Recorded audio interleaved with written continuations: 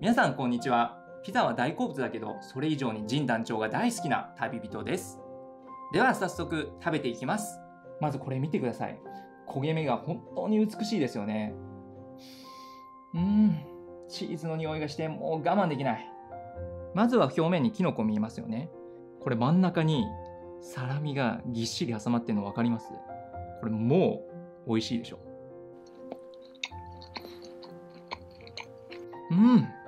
いや、チーズとサラミのコンビネーション絶妙にうまい。もうちょっとね、このタバスコを入れて食べたいと思います。これでいきます。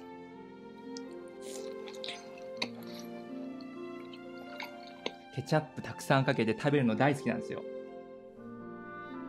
いや、もうたっぷり入れていきます。でタバスコも多めにかけて、これが大好きです。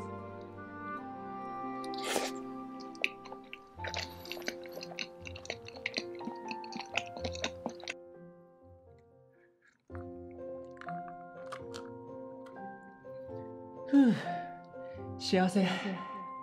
ではゆっくり食べていきます。いやー、今日も大満足でした。森さん、ありがとうございました。また来ます。